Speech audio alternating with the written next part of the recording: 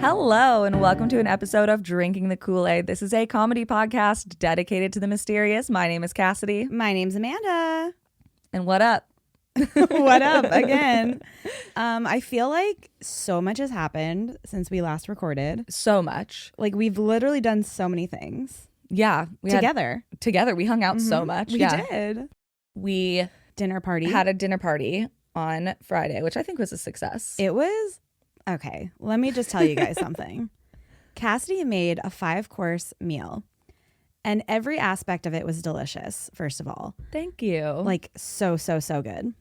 But she made this, what would you call it? Shaved vegetable? It was shaved asparagus and shaved zucchini salad. Yes. With salami and a homemade lemon and pepperoncini vinaigrette. This might be the greatest thing I've ever consumed. So delectable. It is like you're going to have to make a big bowl of it just for like the summer. Yeah. It's such absolutely. like a refreshing summertime salad. Yeah. And I inhaled it. Probably didn't even bite or chew. You know what I mean? Like I was like sucking it down my throat. I was worried because it had onion in it, and I know that you're picky about onion. If it's like pickled though. But it was I sliced it so paper thin. Yeah. And then it was obviously mixed with the marinade, which kind of like pickles it a little pickled bit. it. Yeah. So I was like impressed because I was like, wow, she didn't even pick the onions out of it. No, it was perfect. Perfect. Thank you. That salad was literally, it like came to me in a dream where I was like, this just sounds really good. Like, it's like you had a premonition or something. genuinely, yeah. We also just saw Final Destination last night, the new one. Go see it. It's really fun. We'll get there. We'll get there. But yeah, that salad literally, it came to me in a dream. I was like, okay, how do I make like an antipasta salad? Because that's basically was the idea. Yeah. But just I don't want to use lettuce. Yeah, there was no lettuce involved. So I just shaved really, really thinly zucchini, asparagus, which takes for fucking ever, by the way. Like it's actually like, it's very simple salad. Just like shaving zucchini and shaving asparagus is so annoying. It takes forever. Like I don't want to make it. Yeah. But I'll like give you money to make it. But like I love this is the thing though. I love cooking. So like for me, I spent like 8 hours in the kitchen like prepping all this stuff, not just for the salad, obviously, for everything. But like to me, that's fun. Yeah. And it's so funny because my fiance does not understand it because he's a chef by like profession. So he's like, you do it this way and to be faster. And like, yeah, it might not taste as good. And I was like, no. The point is that I like doing this you're part. like, I'm enjoying myself actually. Yeah. So let me do this. I genuinely like put my headphones in and was like, like dancing around the kitchen. I'm like prepping everything. But yeah, I'm glad you like the salad. So good. And the beans were the money. That was another thing that I just came to me. So I tried to make everything original. I didn't use any recipes from online. I didn't like research anything. I just went with what I felt like would taste good. So I made a warm white bean cassoulet, which is like a kind of like a warm white bean salad with it was sun-dried tomatoes, roasted garlic, carrot, very, very finely chopped carrot, and chicken stock. It was also vegetarian. So for my vegetarians out there, you should make it. It's very good. And then I just let it stew for like hours the day before. Well, the chicken stock is not vegetarian. Yeah, that's true. But you could do vegetable. You can easily do vegetable stock. Yeah. I even just use like chicken bouillon. I'm like not a purist about that at all. No. The only thing I'm a purist about, and I will take this to my grave, jarred garlic. Fuck you. Oh, yeah. Fuck you. It does not taste the same. When people are like, it tastes the same, people are just being pretentious. It does not taste the same. Jarred garlic, first of all, is not as garlicky. It's not. It tastes metallic. It has like a weird metallic taste to it. I mean, I use it because I'm lazy as fuck, but it's so easy to just use a garlic press. It's so easy. Yeah, that I don't have one of those. So maybe I'm going to get you a garlic press. Easier. I'm all about cutting corners. But I love, which you also made, which is like one of my favorite things ever to make, roasted garlic. Yeah. That you can spread on some freaking bread. Yeah, I made like focaccia bread and had roasted red peppers out that was very good. That was so good. Yeah. You know what? 10 out of 10. Delicious. Loved it. It was a great night. It was really fun. Yeah. Amanda brought a bunch of stuff to make. She was the bartender basically. Oh, I made Aperol spritzes. She made Aperol spritzes, obviously, and she was like making all the boys try them because they'd never had them. I think I had like 7. Oh, easily. Yeah. Yeah, it was really fun. Yeah. And then Saturday we recorded with Stephen Ray Morris. He's gonna be, spoiler alert. I was gonna say you're spoiling. Well, just a little spoil. I'm just gonna a little spoil. I'm not gonna tell you when or what the theme is or anything. But our new segment, which came out this week, which hopefully you guys have already listened to, called "Things Are Getting Weird." Yes. We're gonna be having, obviously, just discussions between us two, but we're also gonna be having a lot of guests on that show. And we recorded with our friend Stephen Ray Morris. He picked the topic. I thought it was a really fun discussion. And so we recorded that, and then we recorded some other fun stuff. Another spoily. I'm not gonna spoil who, but we have a really fun episode coming out next week, this coming Monday. Yeah. So keep an eye. Keep an eye out, it's guys. Probably a podcast you listen to, I'm going to assume, yeah, and that you enjoy. So subscribe to Drinking the Kool-Aid so you don't miss those drops. Exactly. Okay. Because now it's Monday and Wednesday. Exactly. It's beautiful. Double your pleasure. Double your fun. We podcast forever, ever. So yeah, busy time. A lot of emotion. And then last night we went and saw the new Final Destination movie. We did. Which I loved it. It was fun. I liked it too. Yeah. It's Final Destination. It's exactly what you expect. I did love the beginning, like the opening scene. I think that was my favorite part. And the plot idea that the reason all these people have been dying and it's been in the same city, right? Like, 'cause that's one thing people always make fun of about the Final Destination movies. They're like, why are they all in the same city? This is why. Yeah, because it's like all connected. It's all connected to these people who should have died, whenever. So we won't spoil anything, but it's very good. There's some twisty turnies. There's some double twisty turns. I do have a question that I was thinking about last night, because obviously I'm like laying in bed, like picturing all the ways I could die. Obviously, because that's just kind of how my brain works. And I was thinking, okay, so you and I are somewhere, right? Somewhere? Yeah, we're somewhere. So I thought you said similar, and I was like, no, we're not. We're not similar. Definitely not similar. But we're somewhere. I don't know where. We're somewhere, and I have a premonition. Okay. And I tell you about this. Are you believing me? No. I know. I knew it. Would you believe me? Absolutely. Are you fucking kidding me? If you even for 1 second say, I think something's going to happen, I go, we're getting the fuck out of here right now. I'm not even thinking twice. I also think it depends what it is. That matters. Okay. Like, for example, going back, Final Destination, right? Okay, it's like, get off this plane, we're going to France. I'm not getting off You're that not plane. getting off the plane? But get off this roller coaster? I'll get off the roller coaster. I'll hitch the next one. Oh, I'm getting off the plane. Oh, I know you are. I am so far off that plane. But like, it just depends on like the commitment that I'm making to getting off of this thing or not doing this thing. Like, if you were like, we had dinner reservations, for example, and you were like, I don't feel good about this, let's leave, I'd go. Okay. Because I wouldn't want to be there with you feeling uncomfortable. Yeah. Even if I think you're wrong or crazy or whatever, I just, out of respect for you, would be like, yeah, let's go. But if we were on like we're going to Texas together, we have a flight together in October. If she was like, Cassidy, we got to get off this plane, I'd be like, baby girl, we're dying together then, because I'm not getting off the plane and neither are you. You're staying right here with me. I will knock you over the head if I have to. I know, that would be a big problem. Someone would probably just have to put me out. Yeah. For sure. It was funny because my fiance and I had this same conversation, and I was like, would you listen to me? And he was like, yeah, I would get off any plane, any whatever. Like, because honestly, that you would just be, it would not be fun to be doing the thing. Yeah. If you feel this way. And then I said, well, what do you think? And he was like, oh, I just wouldn't tell anyone I had the premonition. He's like, I would just be like, wow, that was crazy. He would just keep it to himself. He literally keep it to himself as the plane goes down.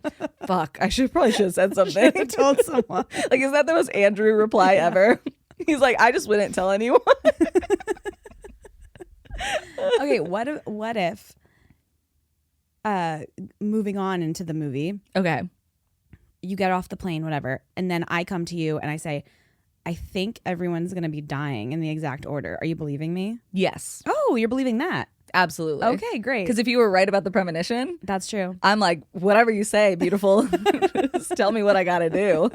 Okay. All right. Yeah. All right. I like that. Yeah. I just got to get you off that damn plane. You just got to get me off the damn plane. Let's hope it's a roller coaster. That's true. What were the other things? Like just leave NASCAR early. Like, okay, yeah, I can do that. Oh, yeah. The second one is not really anything that can be stopped. It was just a car accident. Oh, there's going to be like a pile up or whatever. Yeah, but the people behind her didn't really have a say in the matter. They were just stopped. Yeah. Yeah. Listen, if anything's happening that I don't really understand and somebody's like, I think I have an idea of like what's going on here. I'm like, sure, let's fucking go. Like, if I don't have an idea, clearly you had a premonition. That's what's always crazy to me about those movies is when people are like, you're just crazy. And I'm like, they just saved your life. Yes. From a literal plane crash. Yeah, like you heard them literally say what was going to happen and then it did happen. Yeah, and now you're going to say, sorry, you're crazy. Yeah. Did you know? Grow up. I'm sure you do know this, but I wanted to see if Final Destination like stemmed from a true story. And there was a woman who was gonna board a plane to go somewhere, and her mom called her and was like, don't get on that plane tomorrow, I have a really bad feeling. Ooh. And she didn't, and the plane crashed. That's kind of like our listener story, was it last week, where her parents were like, they knew she was gonna get in a car accident. Yes. And they like prayed over her and whatever to like be like, don't die when you get in this car accident. Yeah. Yeah. Kind of like that. But yeah, the writer for Final Destination saw this article, and that's where he came up with the idea. I love that. Did you know the people who made this new Final Destination, in their interview to try and get like the funding to be the people who directed and made this new Final Destination, they faked their own deaths. What? Uh-huh. They faked their to make a GoFundMe? No. Like they're on Zoom. Okay, just a second. Okay, yeah, I need to know about this now. I'm pulling up the Los Angeles Daily News right now so I get these facts right. Los Angeles Daily News. Why a prank proved Final Destination bloodlines hadn't been done to death. Zach Lipovsky and Adam Stein. Oh, don't send that into my face right now. I don't want to subscribe. I hate when websites do that shit. And the problem is you always subscribe. Because I want to read the article. What do you want me to do? How am I supposed to know what happens? Zach Lipovsky. Jesus Christ. If I have one more pop up, I'm going to jump out of the building. Okay. And Adam Stein sat in front of a blazing fireplace in Stein's Los Angeles apartment several years ago, logged into a Zoom, and oh my gosh. How did I reach my article limit? This is the first article this is the first time I've ever been on your website. The way I'm watching all the pop-ups happen. I'm about to lose my mind.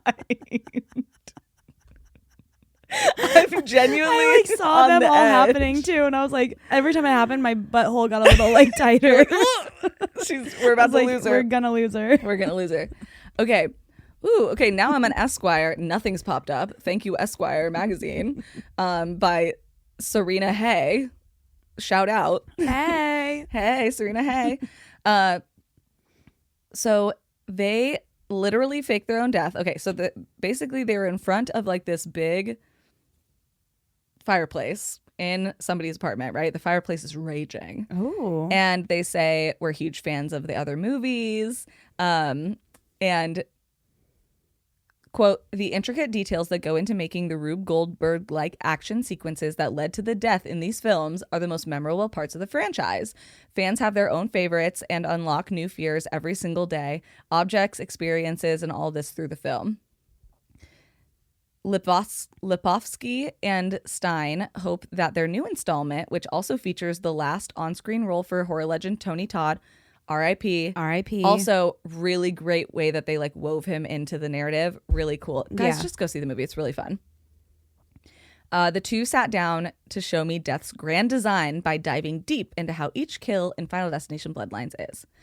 But they literally faked their own deaths. They had one of them get decapitated on this Zoom call. Oh my God. And the other one like caught on fire. It was crazy. And they did it between like practical effects and pre-recorded stuff that they had done, and that's how they got the job to direct the movie. That's so fun. Isn't that so fun? Like they Yeah. literally were like, want to bet?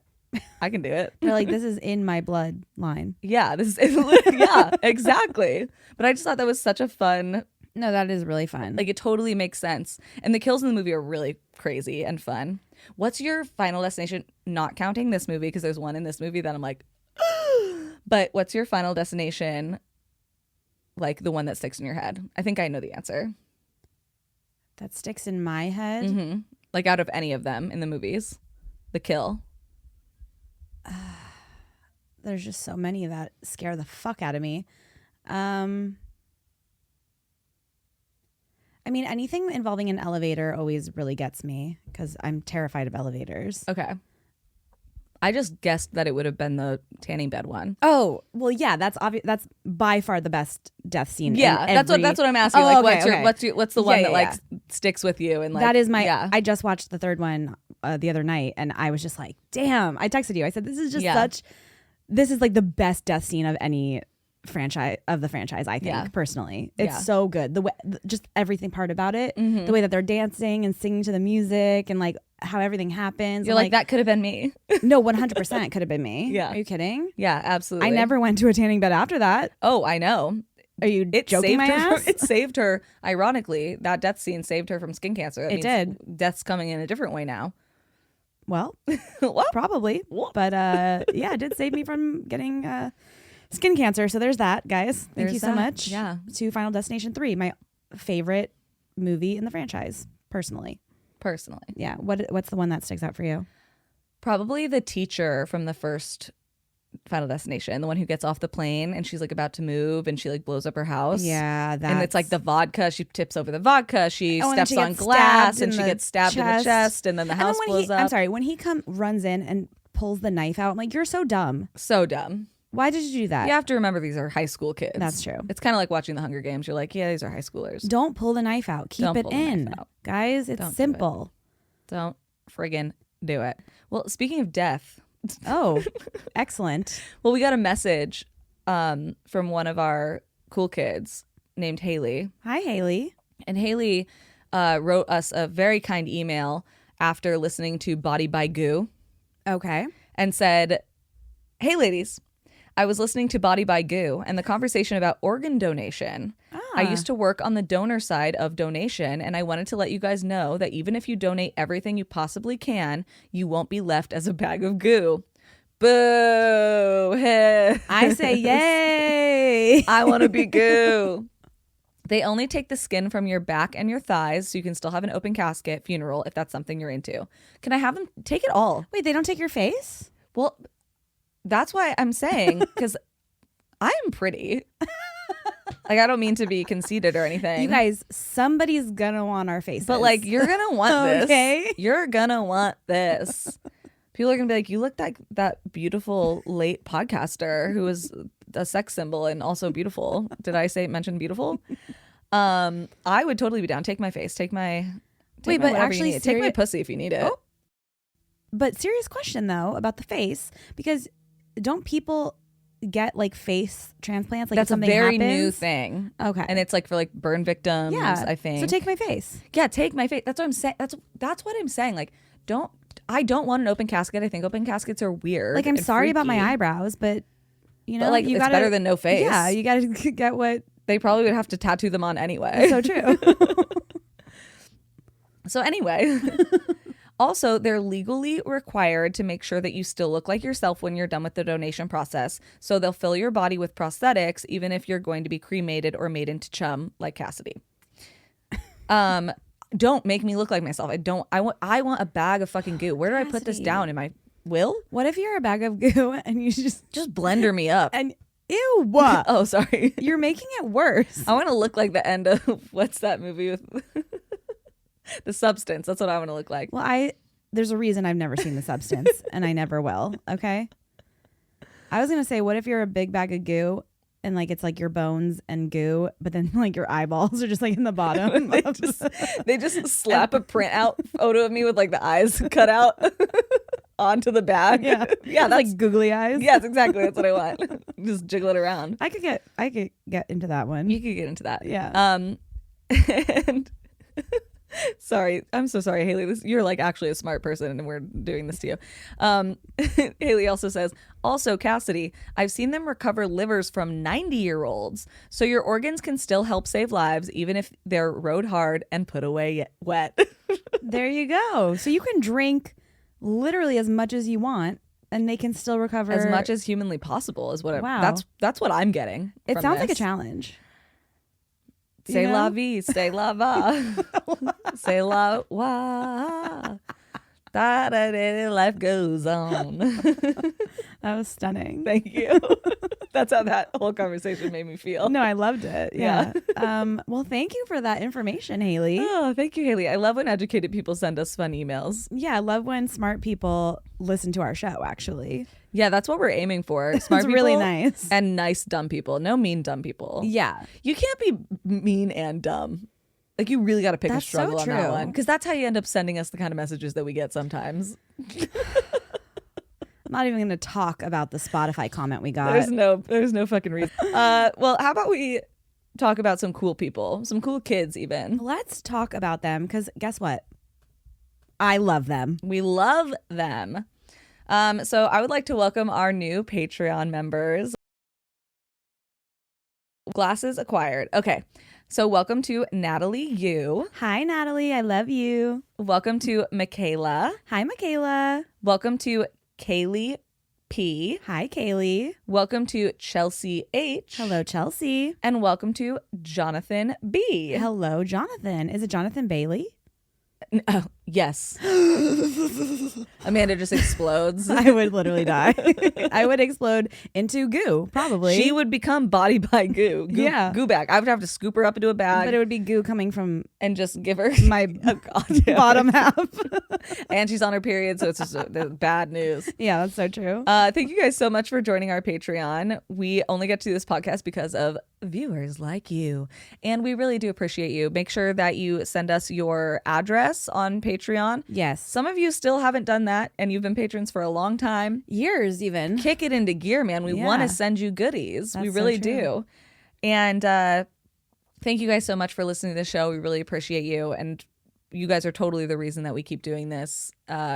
Every time we get a comment from one of you guys or a message or whatever, like, it's just inspiration to keep going, basically. Absolutely. Yeah, and we just totally dig y'all. Yeah, so thank you for that. Thank you so much. I also wanted to say thank you to some people who bought us some beers. Ooh, we love that. So Stephanie This is our lawyer friend who is now, getting Helen, right? yes, the Okay. new recipient of Haunted Helen, also on Patreon. Oh, yeah. Go on Patreon. Even if you're just at the $2 level, you can comment on our original Haunted Helen post. Just go in the search bar and type in Haunted Helen and comment that you're interested. Amanda is compiling a list. There's a big list. There is. And Helen is on her way to Stephanie right now. Yes. And Stephanie says, as I sit here about to speak with some inmates, Stephanie is our lawyer and other people's lawyer apparently too. I thought this was exclusive, but apparently not. I thought to myself, my besties deserve some drinks or Taco Bell. So here's a little something. Happy Friday. Aw. Thank you so much, Stephanie. Thank you. We love Stephanie. And Stephanie, I just want to say, you've been looking good, girl. Yeah. Agreed. Stephanie's been on that grind. It shows. I agree. And you look very good. Yeah. So Lindsay R. also bought us some beers and said, hi, ladies. So fun hearing about your plans and excitement for Cassidy's bachelorette and wedding. Buying some beers to celebrate that. My best friend Emily's bachelorette party is this upcoming weekend, a.k.a. cool kid Emily Bob. Oh, Aw. congrats. We've actually talked. I believe we have like not far off dates on our wedding. We're taking a cruise, and then we have the drink package. So wish us luck. I was going to say something so bad. What? Don't die in the Final Destination style death. Don't.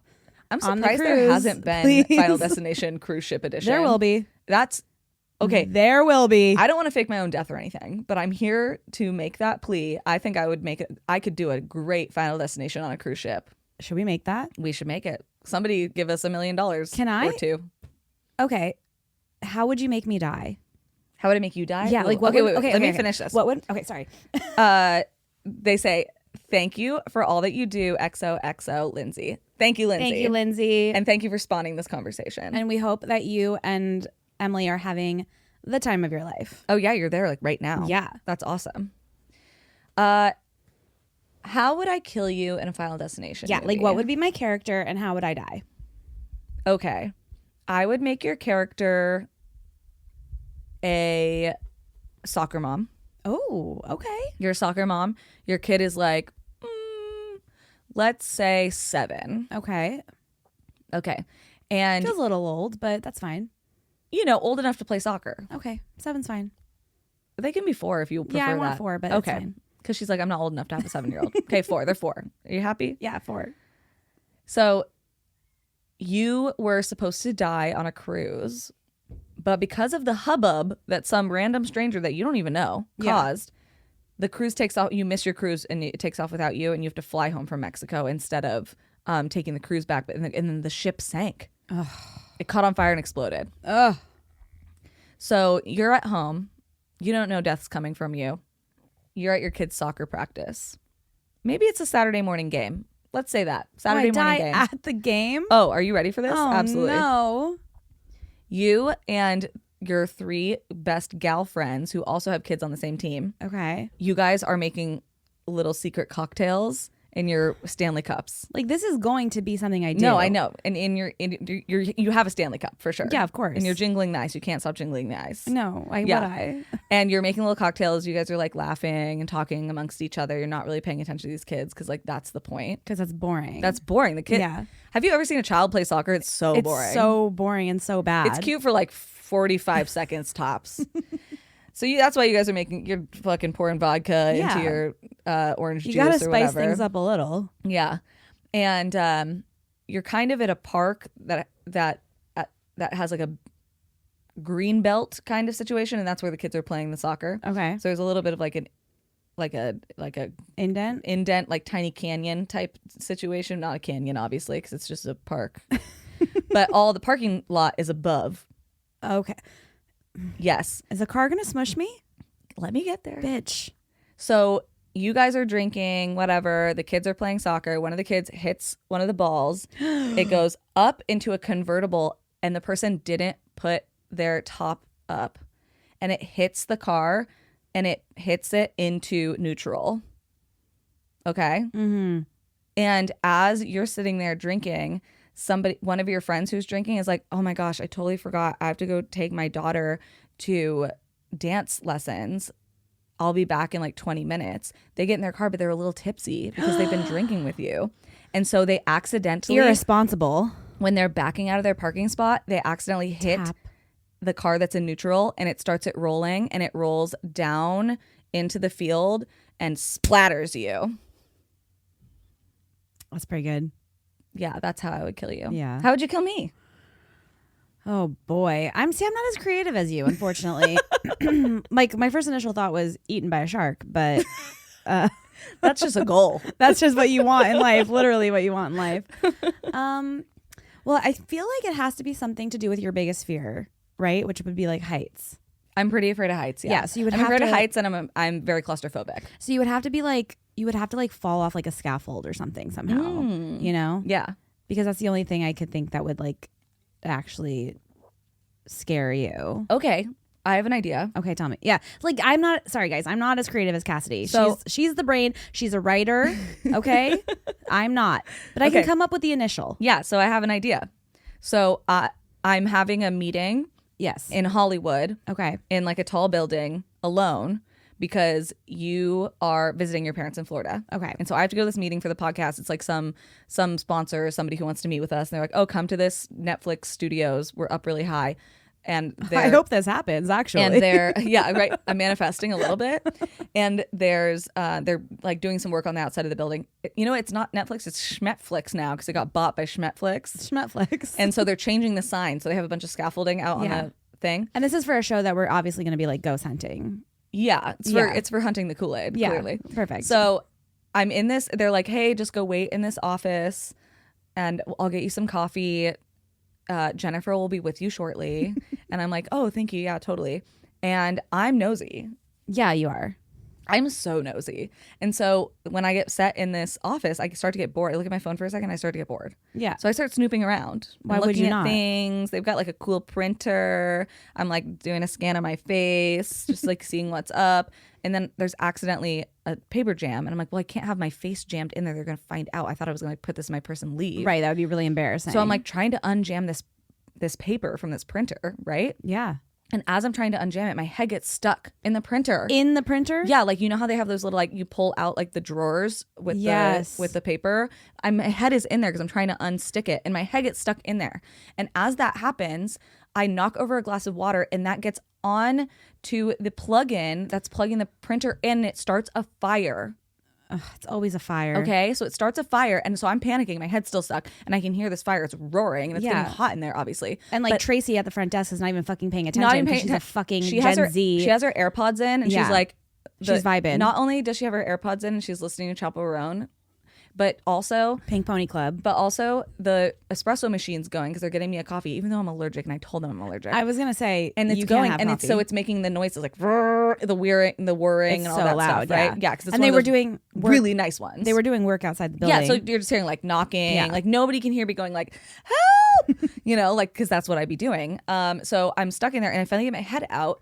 And I go to the door to leave, but I can't because the fire has engulfed the door. And I go to reach the handle and it burns my hand and I can't open the door handle. So then I have to go, I look over at the window and it's cracked open just barely and the scaffolding's out there. Yeah. Okay. And so it's just barely cracked open. So I literally have to suck it all in. I have to push the boobs. I'm thanking God he didn't give me an ass at this point. You know what I mean? Because I'm like, I got to get out of here. Yeah. Because I don't want to burn to death. No, absolutely. Because burning to death is one of my biggest fears. Burning to death should be anybody's horrifying. Biggest fear. Yes.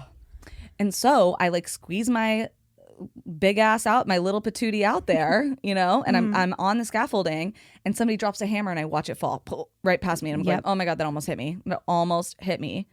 And I see there's another window open. If I just can shimmy my way across over there. It's windy. There's honking downstairs. People are making noise upstairs because they're changing the sign to Netflix. Yeah, because it was bought. And I see it and I'm so close. And I literally get my little fingies into the window and I'm like, oh my God, I'm going to make it in. And guess what happens? She has her headphones and she doesn't see me. She's making espresso and she closes it with her hips, like a little move to close it because it's a little cold in there. And it cuts my fingers off and I fall off and I die.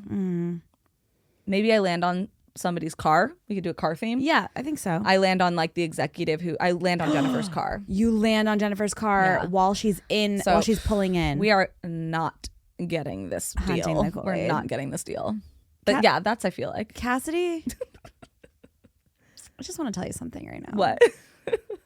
I know we talk about it sometimes, but if you don't start doing something with this creative brain of yours, I will simply just jump in front of a bus, actually. So please. I was literally like, yes. I'm picturing this. I'm literally picturing it in my brain being like, no, absolutely. This is a movie. Probably would have been even better than what we saw last night. I think. Know what? Call me. Stein and Volschlager or whatever your name was. I can't remember. But if you do end up making a Final Destination movie, you're putting me in as that soccer mom. So, yeah, absolutely. I am that soccer mom. Yeah, nobody else could be cast in that role. Thank you so much. Yeah, that's all I ask. I just like the idea that you were late to get on the boat, and then the people getting off were like, everyone needs to get off this boat. Ruined it because you're a little bit of a drunk, on the low key. Yeah, and so you were too busy doing shots. That you almost why would you not be doing shots before you get on the cruise? That's essential. Well, you guys are in Mexico, so you already started the cruise. You miss the boat when it leaves the Mexican port. Got it. Yeah. Got it. You know how those people get left behind? Oh, that was when I went to Mexico on a cruise. That was one of my biggest fears. Yeah. I was like, I can't miss the boat. Yeah. I can't miss the boat. I love seeing those videos online where it's people running and the boat is literally leaving. Yeah, it's terrifying. It's a terrifying experience, to be honest. But yeah, no, wow. All of it. All of that is perfect. I love it. Get ready for Final Destination 7, guys. Final Destination by Cassidy Liston. Yeah. Yeah. I'm ready. Starring Amanda Goodness. As soccer mom. We bring to you the first ever appearance, Amanda Goodness, as Soccer Mom 1. That's right. What if I made you Soccer Mom 2? No, bitch. Soccer Mom 2 doesn't get killed. Soccer Mom 1 gets killed. I'm the one that gets killed. Just make it funnier that you're number 2 and you get killed. That'd be pretty funny. Friendship over. That's friendship ending. Okay, good to know. Good to know. That's good to know. If I don't get killed in a Final Destination movie, I would be so mad at you. Oh, you would have to get killed. Yeah. Yeah. It's like a badge of honor. Like, I'm not trying to be the one that has the premonition that maybe doesn't ever die. No, I want to get smushed. You want to be splattered for real. I do. Yeah. Thank you so much. Good to know. Good to know. Well, cheers to that. Cheers to that. And great. On that note, is it time to get started? I think so. All right, let's do it. I'm actually like startlingly mentally well is what it feels like. No, I feel like I don't have any insane unhinged thoughts in my brain today. Yeah, I'm too like calm and like focused. Yeah. I'm just ready to work, girl. I know, same. What's going on? Amanda and I have been taking these like magic mind shots. They're like those mushroom ones that I'm sure you've heard about like a million times. And we've been taking them. You've been taking yours for like a week. Yeah, I think today was like my 7th day taking it. Today is like my 5th day of taking it. And I literally woke up in such a bad mood and was like pissed off, just like didn't sleep well, whatever. And then I took one and I was like, oh, maybe life's worth living. Maybe everything's going to be okay. No, like I'm actually not even joking when I say this to you. Yeah. I started taking them. I'm like, you know, you hear all these things about Magic Mind, like, oh, it really like makes you focused, it makes you calm, all these things. I'm like, okay, yeah, sure, right? Yeah. And day one, I'm like, oh, I'm feeling like a little pep in my step. Well, because it's got caffeine in it. It has like 65 milligrams of caffeine, which I can't, you guys know, I am very sensitive to caffeine. I have allergic reactions sometimes to caffeine. So I was really hesitant to take it. Yeah. And it has not given me like the shakes, or I don't really have any swelling. I don't know if it's because of like the matcha ingredient versus like coffee caffeine. Honestly, probably. Yeah. Well, apparently I was like looking at their thing, and apparently it's like time released caffeine. So it actually like lasts longer instead of like getting you jittery and like all amped up. It like kind of is like a more gradual thing. It definitely gives me a different sensation than coffee does for sure. You know, like I said, the first day I was texting you like, I don't know if this is a placebo, but I'm feeling like really positive and like focused and calm and all these things. And every single day that I've taken it, I've just been feeling that way. And then one day, smack dab in the middle of the week, I forgot to take it. And I texted Cassidy like, I felt like why am I in such a bad mood? Yeah. I forgot to take the Magic Mind. Forgot to take your Magic Mind. Yeah, I mean, so they're described as like mental performance shots. They sent us some to try, and I'm very skeptical of things like that. I really loved it. And it has even if it didn't make you feel this good, which like it does, it has 100% of your daily vitamin C in it and vitamin D. Mm-hmm. And the bottles are like not big. No, they're tiny little shots. Yeah, and I don't know. I really liked it. I was pretty impressed by all of the like scientific studies that they sent over to us when they sent us the samples, because there were like over 200 different scientific studies based on like every single ingredient that's in it. So it is all completely organic and like natural for, you know, performance based energy and calmness and focus, all the things that I always need. And I really think it's working. And I didn't know this until they sent over the information about it. They're 100% carbon neutral, and they donate 5 cents of each bottle sold to mental health charities. But yeah, so if you guys want to check it out, they have them in Sprouts, Central Market, Air One. You can also use their website. We do have a code with them.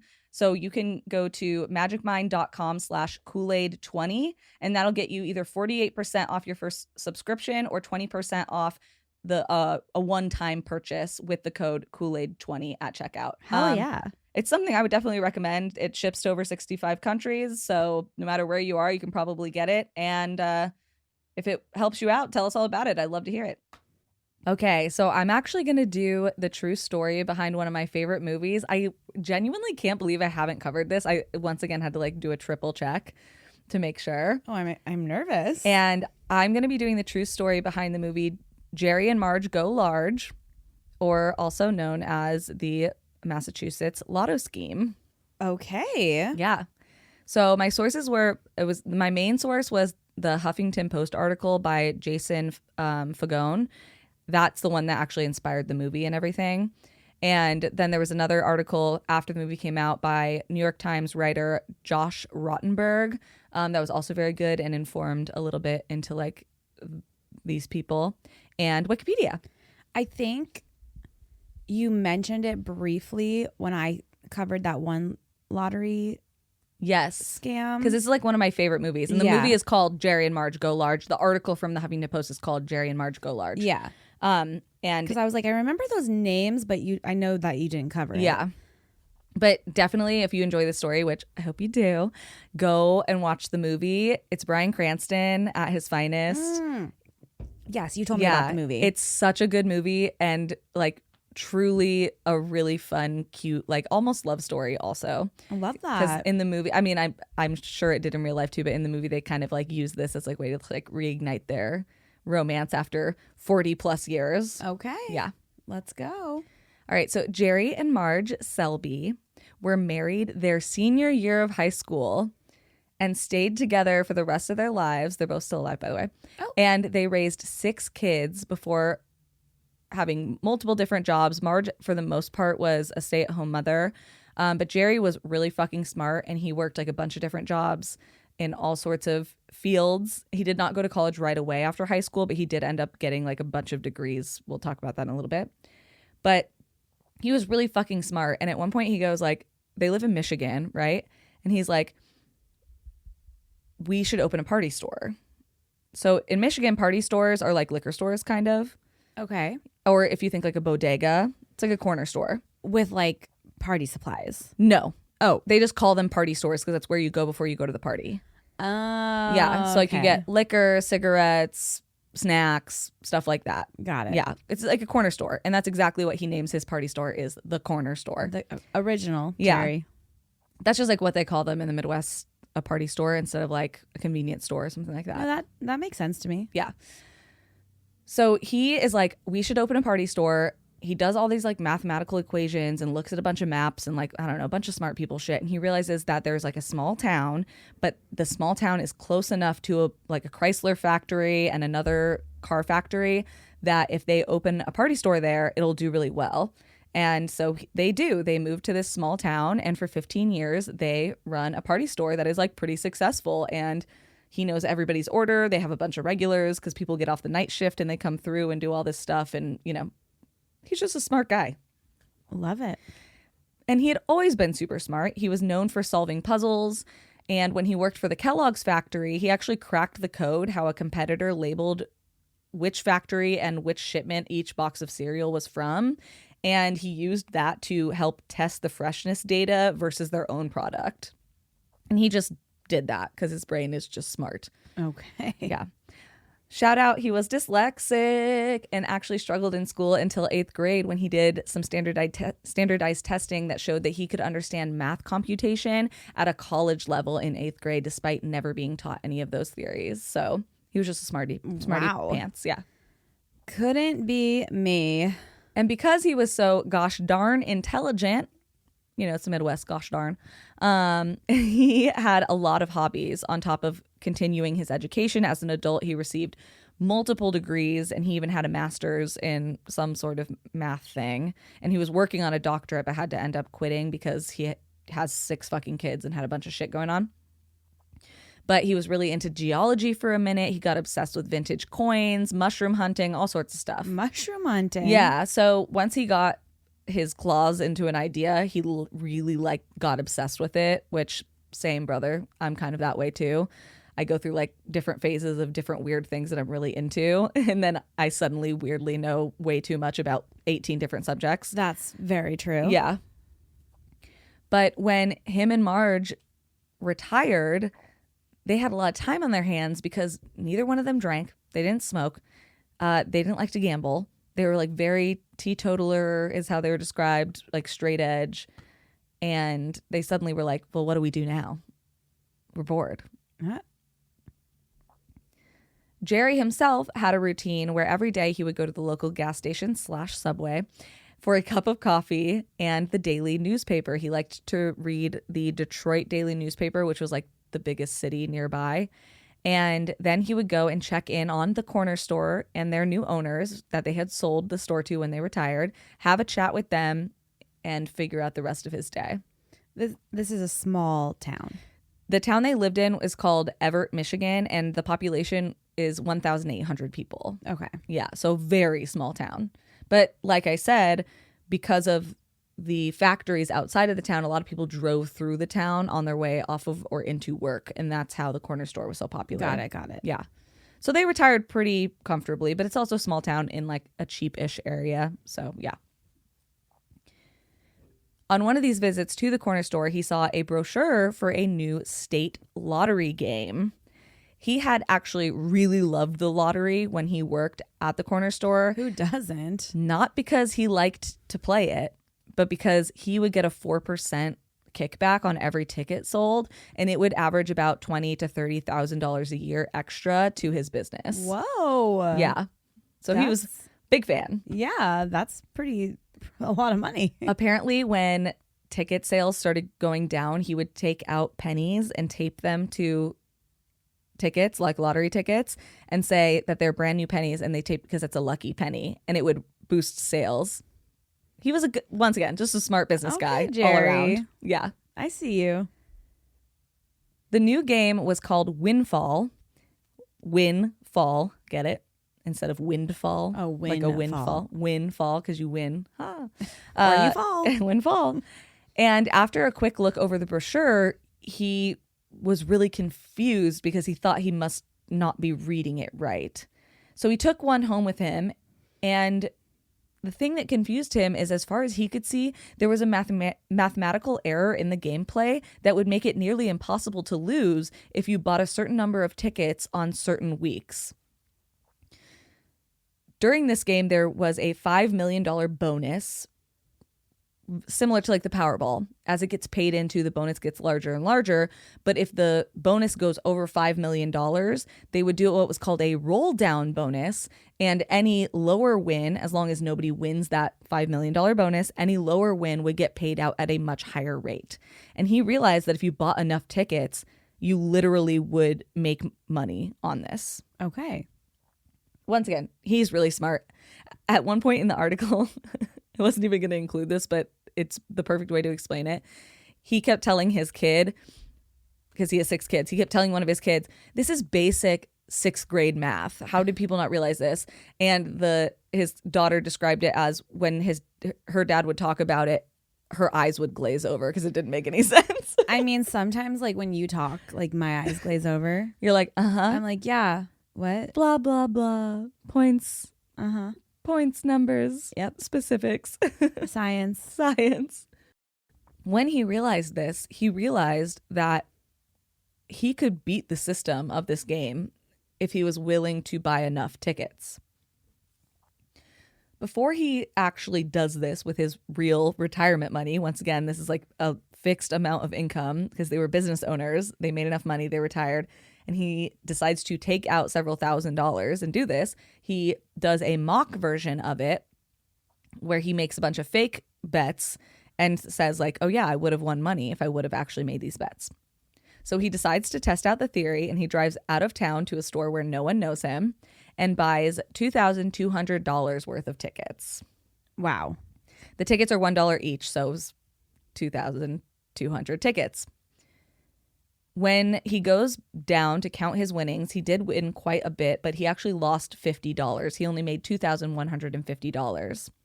He runs his numbers again and realizes that he wasn't incorrect. He just didn't buy enough tickets.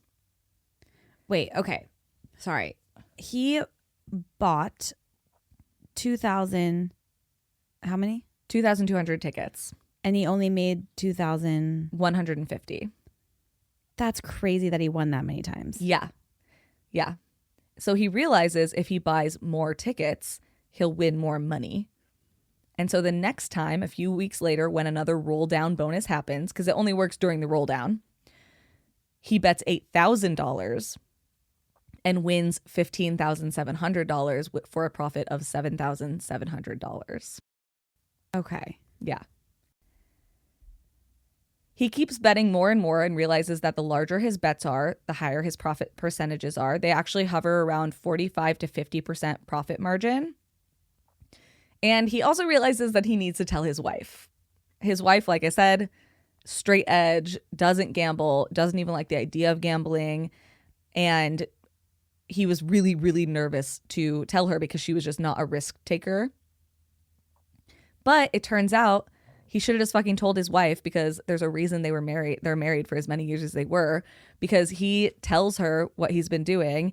And her reaction is like, yeah, you're the smartest guy ever. You're really good at problem solving and puzzle solving. Of course you figured out how to break the lottery. Let's fucking do it. How can I help? Like, that's literally her reaction. Man, how do I get my husband to fucking do this shit? We should have married smarter and richer. I know, what the fuck is wrong with us? Instead, we married for love, like a bunch of fucking idiots. Damn it. The couple starts working together. They're buying thousands and thousands of dollars worth of tickets at this point, and it would take like all day to print. But luckily, it's a small town, so they knew the people who owned the corner store, obviously, and they would print them these tickets literally all day long, because they did auto pick. So you would be given 6 numbers. Like, that's the game. You would be given 6 numbers. And if you got like 4 right, you got $5. I know you said lotto, but for some reason I was picturing scratchers. Oh, not scratchers. Not lotto. scratchers. Yeah, so they're given 6 random numbers. Okay. So how the fuck, if they're random, how would he know? Because to win, you only need to have 2, 3, 4, 5 numbers right. So like, let's say on a roll down, for example, because there's all this extra money, instead of winning $1 for having 2 numbers right, you win 10. Okay. So you don't need, and so as long as nobody gets all 6 right, you win. The only way they can lose is if somebody hits the bonus, which is like incredibly rare, of somebody hitting all 6 numbers right. Okay. So it's just a numbers game. One of the ways that they described it in the article was, when you flip a penny 6 times, theoretically, you should hit 3 heads, 3 tails, right? Yeah. But a lot of the time, it'll hit 6 heads in a row. Yeah.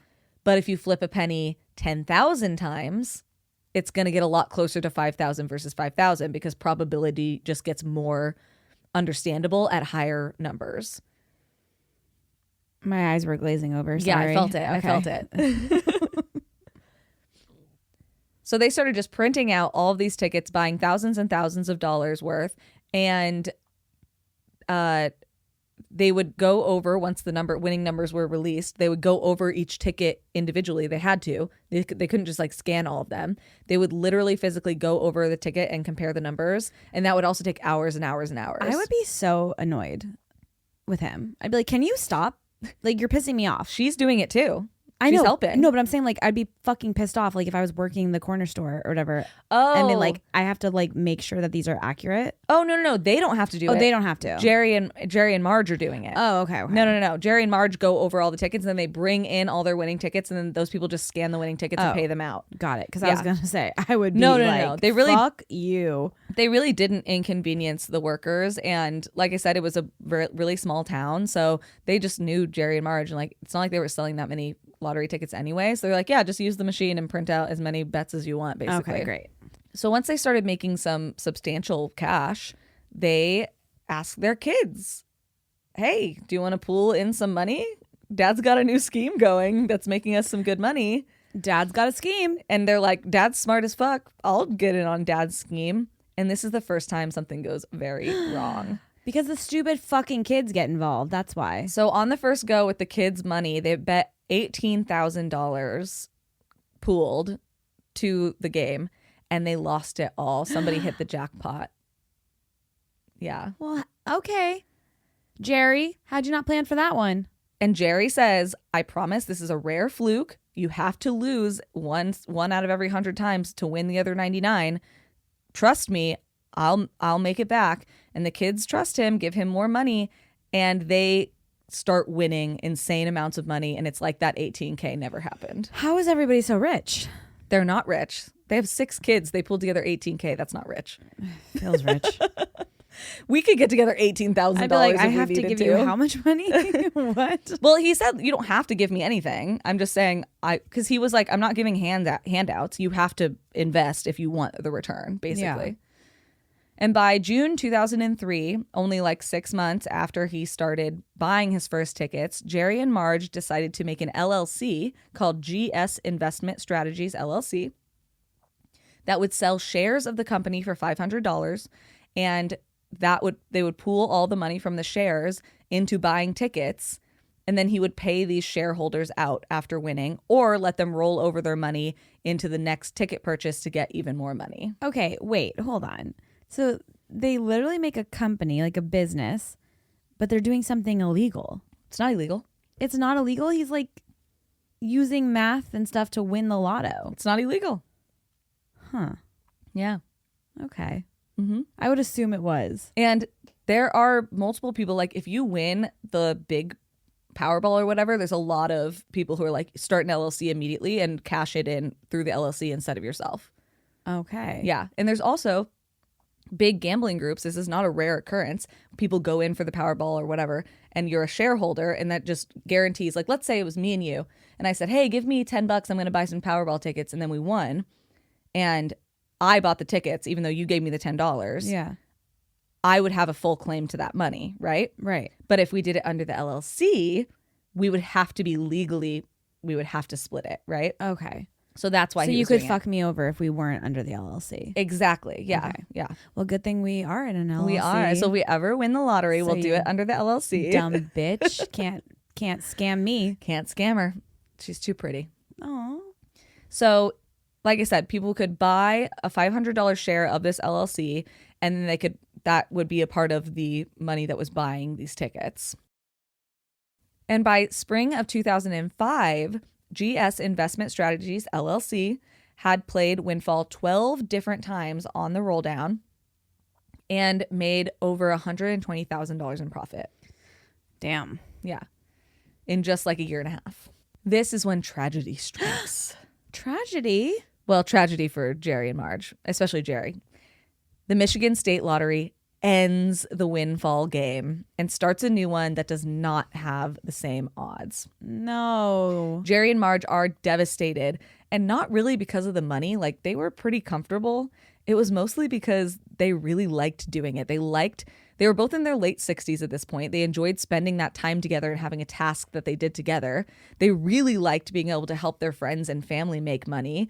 And they thought beating the system was actually like really fun. Hell It yeah. gave them kind of a thrill. Like, they're both retired, their kids are out of the house, and it really just fulfilled them in a way that they needed at that time in their life.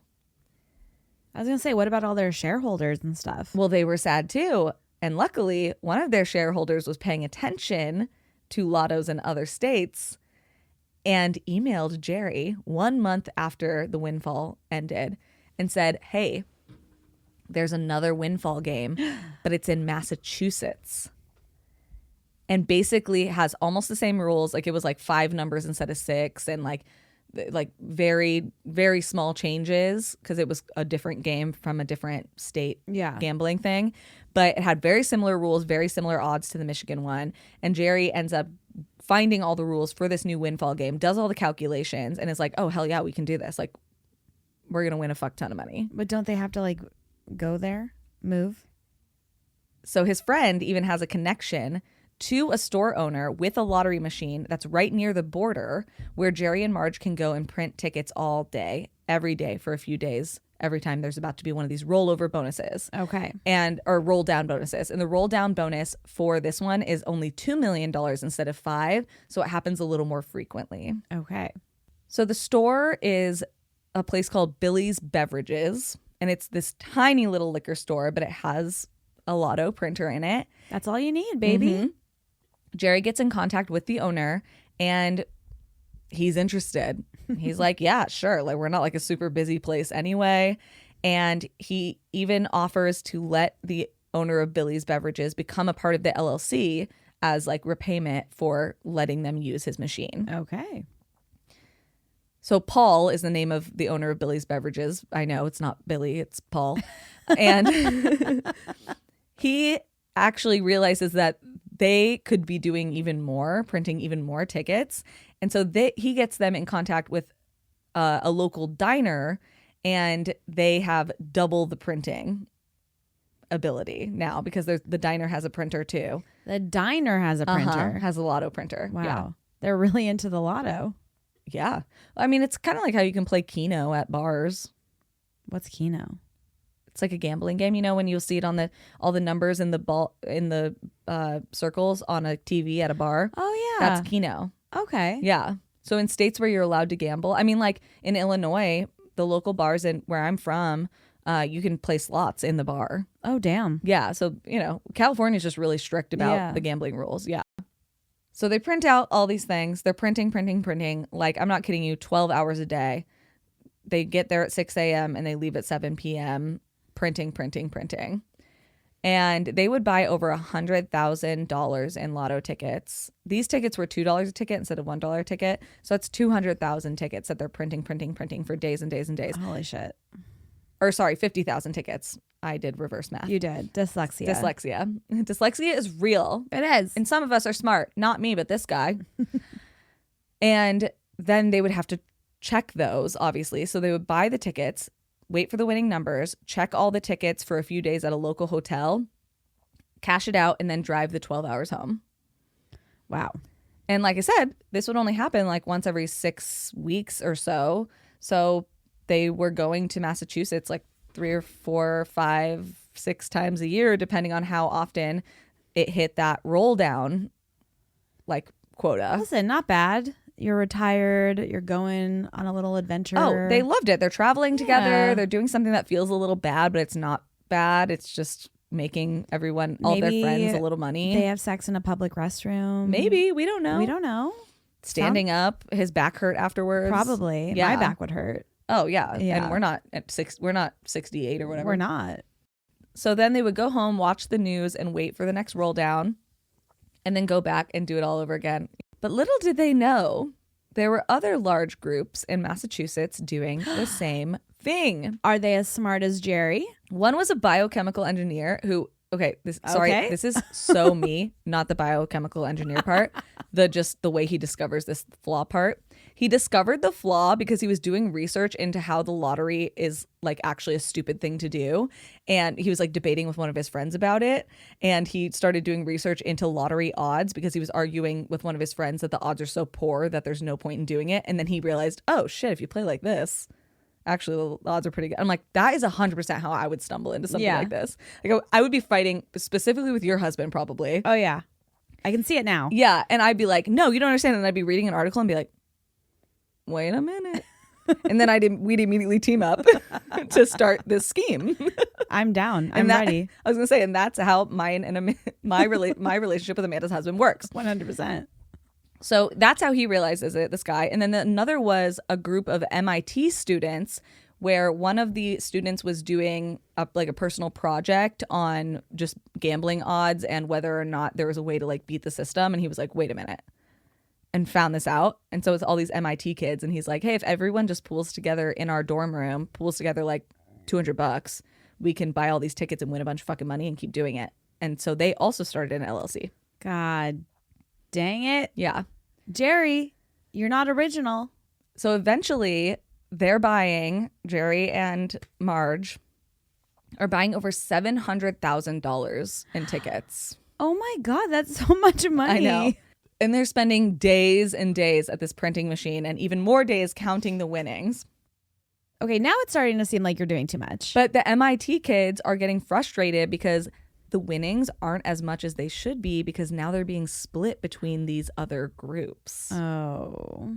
So they come up with a scheme to cheat the system. The MIT kids? Uh-huh. Oh, boy. So the way that they're going to cheat the system is they're going to force a roll down that's unexpected. Okay. So how are they going to do that? The roll down, like I said, is similar to like a Powerball. So it's when nobody wins the Powerball, the money keeps accumulating into the Powerball. It's almost like a bonus on a slot machine or a bonus at certain table games, right? Where it's like when nobody's won it, the money just keeps getting slid in there, and then eventually it hits a certain amount. Yes. So let's say, I don't know the exact specifics, but the roll down number was $2 million in Massachusetts, right? So let's say everybody buys a $2 ticket, 20 cents of every ticket goes into the bonus. And once it hits $2 million, they do the roll down where the prizes are higher than normal. Okay. And those are the only weeks they would play, are roll down weeks, because that's the only one statistically that made sense. So they decided to force a roll down. And the first time that they did this, it was the roll down number, because normally the big players, they don't play unless it's a roll down. Okay. So they're just waiting for everybody else to keep feeding the pot, and then they play. So they decided to buy $1.4 million worth of tickets. The MIT kids. The MIT kids. To force the roll down, because the roll down number was, or bonus was only at 1.6. So they were like, well, if we push it up over 2 million, it forces a roll down that week. And now we have $1.4 million worth of tickets. And they won $700,000 in profit because of this, because they weren't splitting it with any other high rollers. Dang. Yeah. Was Jerry and Marge pissed? Jerry was fucking livid when he realized what had happened, because he was like, okay, we're all doing something here, but we're playing by the rules. Yeah. You guys just changed the rules. That's not fair. So he was fucking pissed off. He was like, you guys actually did like the immoral, shitty thing that fucked everybody else over. Like, that's rude. So he was determined to not let that happen again. So he had the owner of the liquor store call the gaming board and check to see if there were spikes in sales the week before Christmas, because he knew that that's like a slow gambling week. And he was like, if they're going to do it again, this is the week they're going to do it on. Once again, smarty. So smart. Jesus. So he calls the gambling board, the owner of the liquor store calls the gambling board, and he's like, hey, has there been a spike at any of the stores and sales? Like, I'm asking as someone who owns one of these machines. And they're like, oh, actually, yes, 4 different machines in the Boston area by MIT have this huge spike, and we think it's going to be a roll down week now. And he calls Jerry and lets him know. Jerry literally gets into his truck on Christmas Day and fucking scoots down there and starts printing out fucking tickets. And sure enough, it was a roll down week, and Jerry's group made $200,000 that Christmas. $200,000? Mm-hmm. Okay. All right. And then somebody puts their silly little nose in it and ruins it for everybody. I was going to say, I feel like there's going to be like a feud happening. In 2011, a reporter for the Boston Globe got a tip about these betting groups and decided to do a story on the situation. This ended up breaking everything down because it was considered quite a scandal at the time. Why did they have to ruin it for I everybody? know. And the gaming board ends up shutting down Winfall in Massachusetts altogether. Basically, they were upset that anyone with the capital to spend over $100,000 on tickets could make money and was almost a guaranteed winner, whereas small single buyers or, you know, small stack buyers did not have the same good odds as everybody else. I mean, that's fair. Was the argument, because it's basically like, okay, so the rich keep getting richer. Yeah, whatever. That's fair. But they're the ones who made the game this way. These people didn't cheat. They didn't get the numbers. They didn't do anything illegal. They literally just saw a flaw in the game that you presented to them and used it. And these, once again, I mean, are college students and a retired couple from Michigan who figured it out, you know? Yeah, but I don't like the college students, I decided. When you watch the movie, they make them so evil. It's so funny. I bet. Yeah. In response to this, the lottery limited every single store that sold lottery tickets to only $5,000 worth of sales a day, and also revoked the gaming and gambling licenses of all of the stores that were involved in these large gaming groups. Dang. So Jerry they probably lost so much money. Oh, yeah. And Jerry was pissed because he thought people were looking at him, considering him like a cheater, when he wasn't. He was like, I was playing exactly by their rules. Yeah. I was playing the game the way that they set it up. The only people that broke the rules were the MIT students when they started to manipulate the game. Mm-hmm. You little fuckers. And technically the only rules that Jerry and Marge did break were they were not supposed to be technically running the machines by themselves. Only employees are supposed to print out tickets, but they weren't manipulating in any way. It just, they were there for like 12 to 15 hours a day. Yeah. And they did get around this at the liquor store, where Marge was technically employed by the liquor store. So she was an employee printing out her own tickets. How was she employed? The owner was like, yeah, you're my employee now. And was like, here's $10 an hour or whatever. Oh, great. And the only real rule that they broke, because they were doing these loopholes for the other rules, is that they would be printing out tickets outside of business hours. Technically, you're only supposed to print out tickets when it says on the posted door, the business hours are from, 6 a.m. to 5 p.m. at the diner, let's say. They would be there from 6 a.m. to 9 p.m. They would be printing outside of business hours. Yeah, so they were definitely doing things not by the book. Yes, yeah. But they were bending rules. And the way Jerry always describes it, which I'm like, get it, boy. He's like, what do you think corporations do to get out of taxes? What do you think corporations do to get out of paying people overtime? And you're going to be mad because I was printing tickets outside of business hours. Yeah. And also, he was like, yo, you guys keep 40% of our winnings. That's how the lottery works. So I've been funding schools. I've been funding elderly assistant because that's where the money from lottery goes. Those taxes, Yeah. they go specifically to like schools, fire departments, and like funding social services. So he's like, you've been keeping 40% of everything that I do and everything of these other people. We've been funding your cities basically by doing this. And yeah, we're getting rich off of it, but sorry, I'm good at math. I don't know what to tell you. Honestly, you can't hate. You know what I Yeah, mean? I really can't hate on this. Like, wish I was good at math. Seriously. So the last time that Jerry and Marge play Cash Winfall in Massachusetts is in January of 2012. When all is said and done, they grossed a little over $27 million over the 9 years of playing. 27 million. After, all of the costs and writing everything off and whatever, this led to almost $8 million in net profit being distributed to the shareholders of GS Investment Strategies, LLC. How many people were in this? I think it was like 20. Okay. So they all were making good money. Yeah. Yeah. The article in the Huffington Post ended with the journalist actually interviewing Jerry, Marge, and their accountant. The accountant's last name was Wood. And he said, the odds are the odds.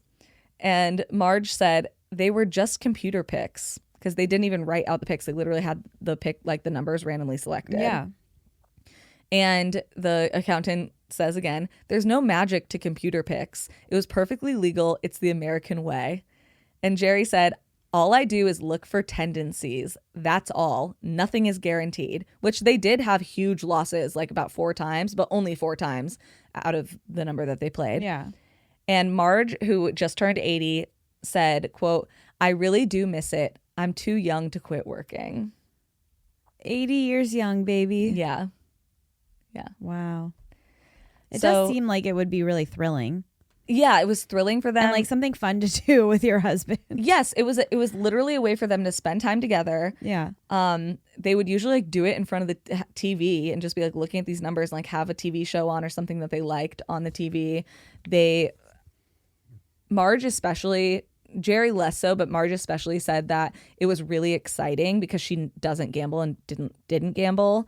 And now they will gamble every once in a while. Jerry said that he will buy a lottery ticket every once in a while, usually a Powerball ticket, and that he'll go to the casino and play Texas Hold'em because he likes to play poker.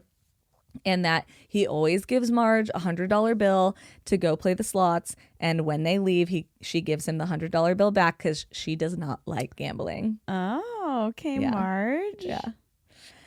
And so that is a story of how Jerry and Marge Selbee became this like powerhouse gamblers. Yeah.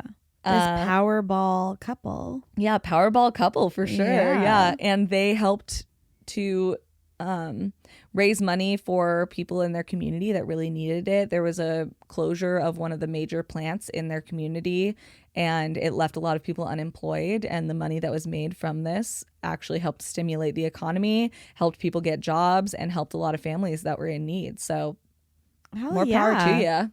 Fuck yeah, Jerry and Marge. Fuck yeah. Right. You ready? Yes. Before you get started, do you What? mind just for a second, just because it was from your story last week, if I shouted out some people who made some donations? Oh, yeah. I was going to- to say, when did you want to do that? Yeah, I just figured right now because it's right before your story and it was your Yeah, story last Let's week. do it. So I wanted to say thank you to Blair. Thank you to Aubrey. And thank you to Austin, who all made donations. Some pretty generous,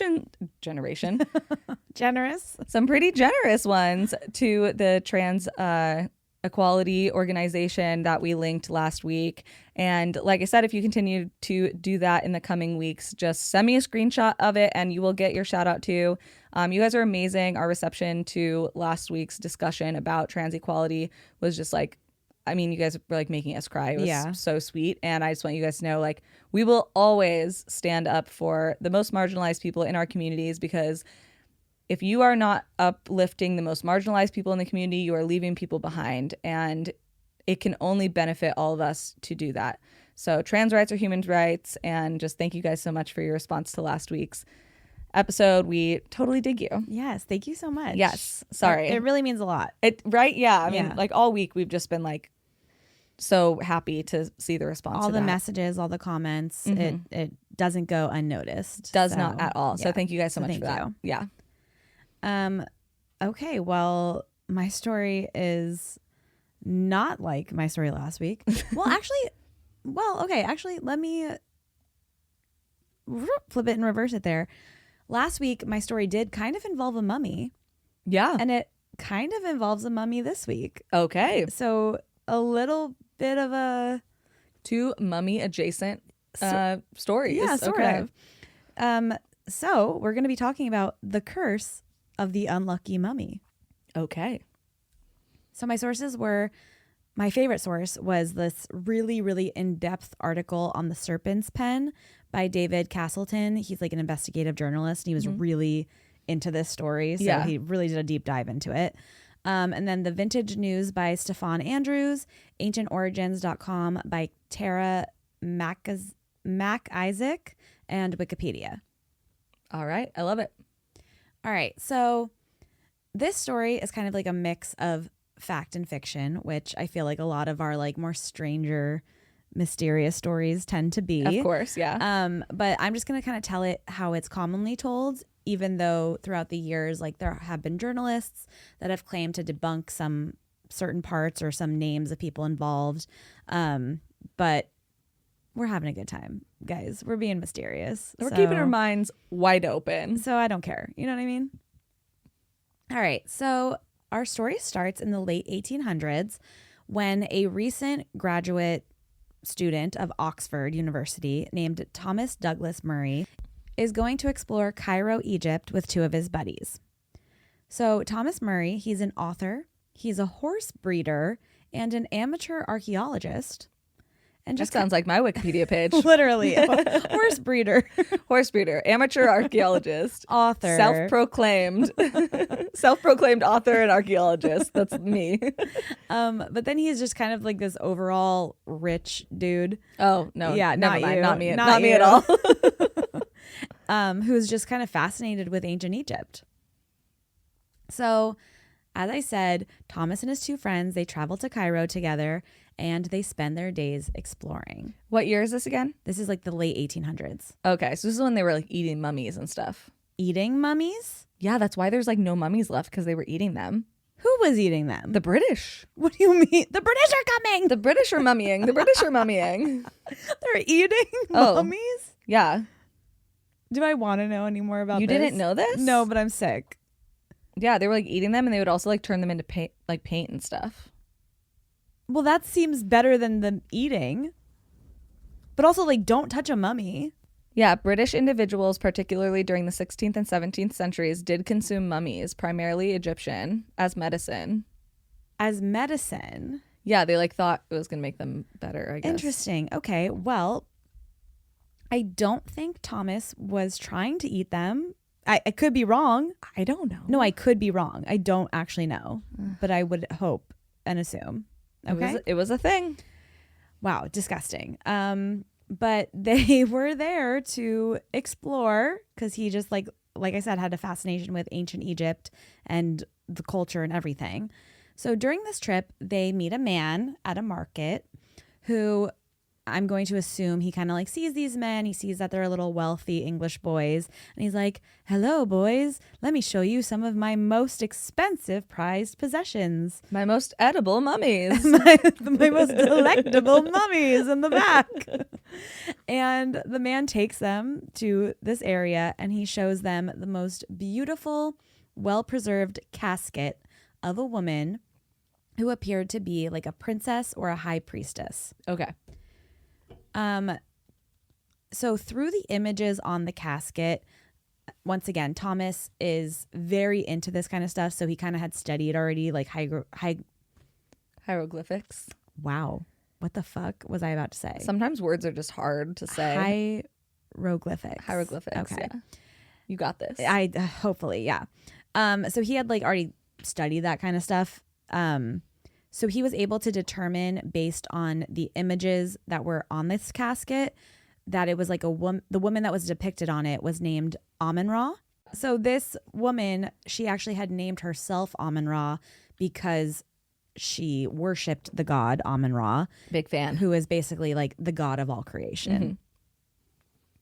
Really high up into the gods. You know what I mean? So Thomas and his friends, they were just so drawn to this casket that they knew they needed to have it. They were like, we fucking need this thing. Like something is pulling us into it. If you get the pull, you got to go for it. Exactly. So Thomas ends up negotiating with the man and he buys the casket, which would later be packed up and sent back to his home in England. Once again, he's rich. Now, the first like big thing about this story is that it's always referred to in seriously every single article that I read as the mummy, like the unlucky mummy.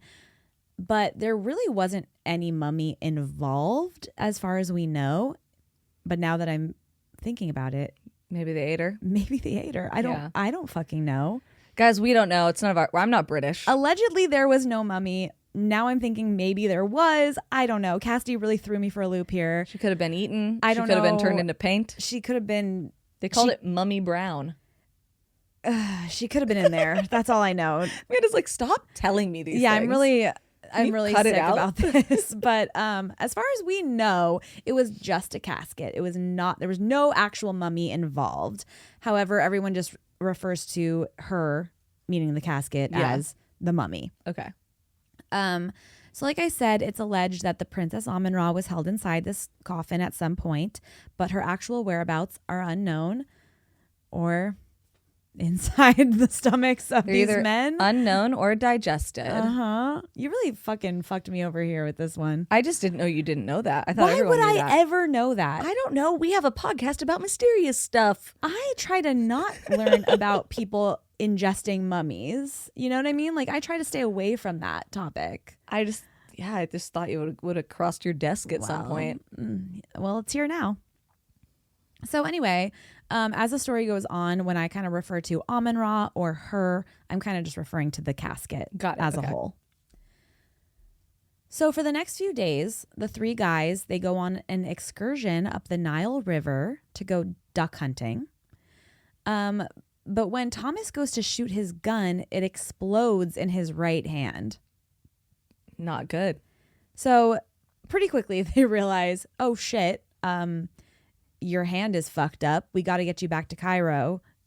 It's Cairo, right? Yeah, okay. Cairo. We got to get you back to Cairo ASAP and get medical attention for you. But unfortunately, the winds and the weather kind of took a turn really quick, and it ended up taking them 10 days to get back. Jesus, and his hand's all fucked. His hand is fucked. Yeah. And by the time a doctor actually sees him, his hand is so infected, and the infection kind of spreads up to his arm that they had to amputate his arm. Yeah. So also weirdly enough, Thomas Murray, he was like a spiritualist and like really big into the occult and stuff like that. So it's said that before he visited Egypt, he had allegedly visited a palm reader named Count Lewis Hammond. So he had grabbed Thomas's right hand and mentioned having the feeling of foreboding and great fear. He then told Thomas that he had a feeling that his hand would one day be separated from his body. Got it. Yeah, that's pretty good. Okay. I'll give this guy a pass. Pretty on the money. Yeah. You know what I mean? It is. If someone told me that, I would probably just like wear casts on my arms every single day for the rest of my life. I was gonna say, once again, this is the Final Destination question. Yeah. Like, what do you do when you hear that information? Probably like lock myself in my room and never come out, you know? Or just be like, how can I live my life without my right hand? Yeah, just start trying your left hand. Yeah, start using my left hand more and more. So soon the three men, they're headed back to England. You know, they had a couple days where Thomas could be like, oh, my arm's amputated. Yeah. Gotta heal this bitch up. And they set back off to home. And as they're on the boat, because it's the 1800s, they don't know, they go on boats. They don't know how to fly yet. Yeah, they go on boats, guys. They heard people talking about a man who had brought Amun-Ra to Cairo and how he had apparently gone missing after walking off into the desert in a daze, and no one has ever seen him since. It's just like me for real. So I think that's the guy that sold him Amun-Ra. Just walked off? Yep, and disappeared and was never seen again. Interesting. The two servants that packed up the casket and sent it off to England, allegedly they were not handling her with much care, and they both ended up meeting a tragic ending not too long after. Okay, how many of these stories would you need to hear that you'd be like, maybe I don't want her anymore? One. Okay. What are you fucking talking about? I'm just saying, like, these dudes are like getting this information, right? And they're like clearly about to go home and like party with the casket. Clearly. Yeah. But how many? No. I feel like those three, like what you just told me, like that's enough for me to be like, I don't think I fucking want this thing. Yeah, I probably don't want it. Yeah. Yeah. Like, let's say, for example, you got Haunted Helen. Uh-huh. Okay. You had her and like a bunch of dishes in your cabinet broke or something or whatever. Yeah, gotta go. And then you mail her off and people are like, yeah, like I fell down. I broke my arm when I had her. When like eventually you would be like, you just throw her in the incinerator. That seems like it would spark a whole new slew of bad things happening. Well, I mean, I would tell them I would throw her in the incinerator. I'm going to take that burden. You're going to take that burden. I'm not going to give it to one of our listeners. No, we would fucking find like a medium or something to give it to, or someone that collects haunted objects. We would send it off to Greg and Dana Newkirk. Ah, we do love the Newkirks. You know what I mean? Like, what up, Greg? Like, we wouldn't take that shit. Yeah, I guess.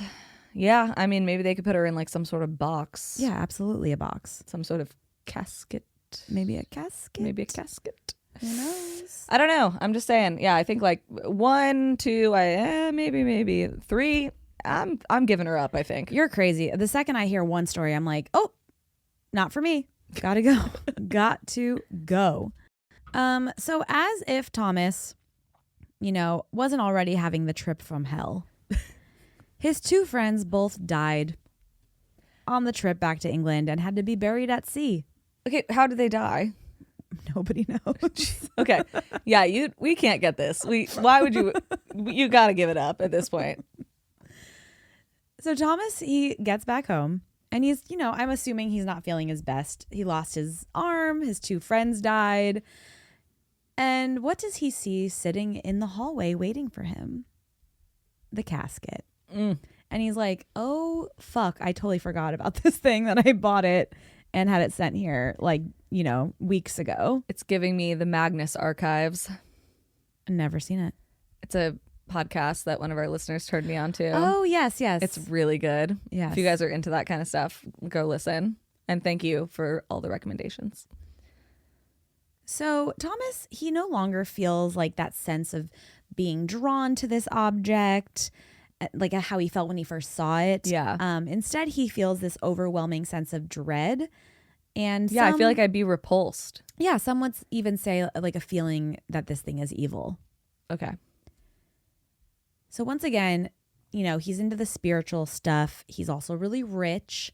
So he ends up calling this Russian occultist Madame Blavatsky. And he tells her to exorcise whatever evil is attached to this casket. Okay. And she tells him there's no such thing as exorcism. Evil remains evil forever. Nothing can be done about it. I implore you to get rid of this evil as soon as possible. Oh, I love this diva. Yeah. Yeah. Yeah. She's like, why are you trying to hold on to this thing? And she's like, get rid of it. Throw it in the incinerator. Well, I'm sorry, but like, give it to the British Museum. They deserve it. Sorry. That's crazy, actually. Is that what he does? We'll get there. I was going to say, pop that bitch back over to Egypt. Yeah, that's ideal, but I'm just assuming you should probably do. I'm just assuming the one-armed wonder over here can't isn't exactly in the place to do that.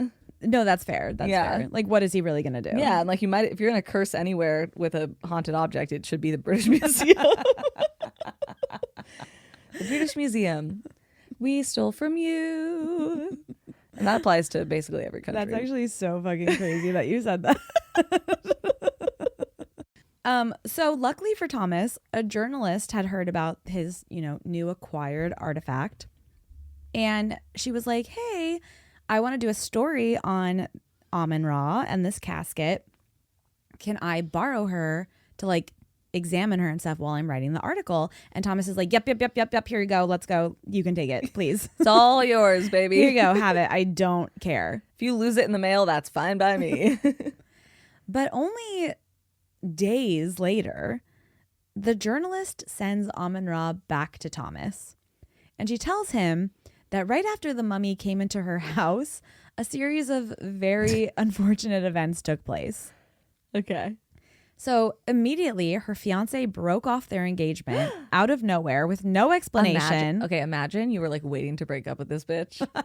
And then she's like, yeah, apparently this thing like is haunted. And he's like, oh, that's so crazy. I bet nothing's going to happen. Dun, and then he, dun, then he dumps you. He's like, finally. He's like, it wasn't me. Here's my in. He's like, it wasn't me. It was the casket. She's like, I wasn't doing anything crazy. He just dumped me out of nowhere. Guys, it had to have been the casket. I was being so normal. I was so chill. So he ends up giving it to a friend named Mr. Wheeler. Okay. Who this man later ends up kicking the bucket as well. But before he died... Don't we all? We do. That is true. But before he died, he actually gave the casket to his sister. And his sister was so fascinated by it that she wanted to have it photographed, like professionally. Okay. So she takes it to a studio, and this is when something crazy happens. Do we have a cool photo? We don't. It's the 1800s. We don't have any photos. Well, it was at a photo booth. I know, but you think that shit's going to like be on the internet to this day? No, I you're wish. right. That would mean somebody kept it, somebody scanned it. Yeah. I mean, they should have. Clearly. But the casket was photographed and everything, seemed good and dandy until the film was developed. So allegedly, one of the photos that was taken of the outside of the casket, which is like a painted woman, in the developed film was the face of an actual woman, like in place of the painted photo. Ooh, okay. And the face had an evil expression. What's an evil expression? Could you describe that to me? I'm gonna assume like maybe like a little sinister smile. We got a smirk going. Like Smile. You know the movie Smile? That's what I'm gonna picture evil. You're just looking at me like you're cute. Oh, like you have like a little secret, but like you're being cute about it. That's not evil. Okay, let me think. Well, let me think something evil first, and then I'll give you a smirk. Like the movie Smile. Okay, wait. Okay, sorry. I have to think of something evil really quick. It's the most evil thing I can think of. Was that? Did I look No, you evil? still look cute. Dang it. Like, what do you want me to do here? You guys, you've seen the movie Smile. Okay, just picture that. Don't picture Cassidy flirting with you at a bar. Yeah, don't picture me giving you this cute little look. Yeah, cute little smile at the bar. So after that, the photographer died. Okay. Casual drop. Sorry, there's just like a lot of deaths. No, I've want me to do noticed. here. Yeah. And This then is giving me that episode of Buffy where Xander falls in love with the mummy. yes, I actually just watched that that is a good episode. Just like 2 days ago, I watched that episode. That's a great episode. Synchronicity. And then a man who had actually purchased one of the photos of Amun-Ra that said photographer took, after he brought the photo into his house, every single piece of glass in his entire house shattered. Yeah, maybe for the best that these photos were lost. That's what I'm saying. Yeah. Like, we're going to look at that and then what? I don't have a lot of glass, but I would prefer it not to be shattered. So, of course, now Mr. Wheeler's sister brings Amun-Ra back to Thomas, and she's like, bro, like, let me just tell you what happened. She tells him literally all these people that died or like all the tragic shit that happened. She's like, you got to take this back. I can't do this. Yeah, it's not for me. And this is where our good friend Thomas is like, okay, if I donate her to a museum, then everything will probably stop and everything will be fine. He's like, what's the most evil museum? This is where the British Museum comes into play. Okay, first of all, this is like the 1800s. No, I know. You know what I mean? They were all evil. So he has this friend who is I'm like looking at words that I wrote down. I'm like, how do you say this word? Egyptologist. Yes. Okay, perfect. And he's like, hey, dude, can you transport this casket to the British Museum for me? And the guy's like, yeah, totally cool. But he secretly wanted to study the casket for a little bit before he delivered her to the museum because he was like super into it. Ah, okay. So he brings her to his house. And this is also a rich guy. Everyone in here is kind of like a rich person. I would assume. Yeah.